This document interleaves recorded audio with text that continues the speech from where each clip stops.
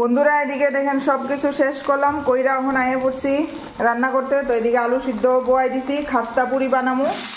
আর এদিকে এই যে দেখেন কুদরি, যেটা কুইসলা পাতা আছে না, কুইসলা পাতার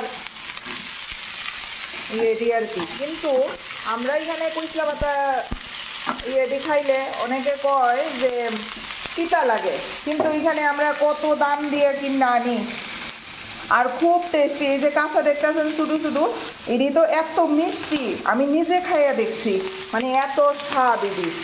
জানি না আমরা এখানে এটি খেলে এমন, আমি তো বুঝতেছি না, কিন্তু গাছও আমি দেখছি, নিজে গাছের থেকে পাইরা খাইছি।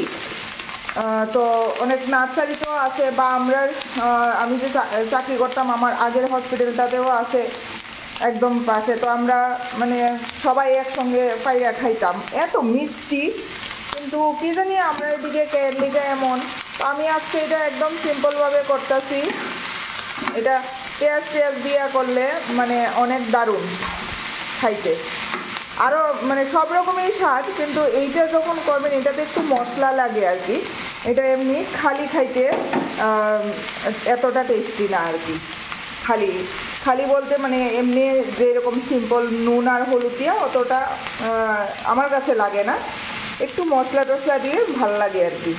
আর আমি আজকে এমনি মশলা দিব সবই, কিন্তু আদা পাঁচফোড়ন দিয়া করতেছি আর কি।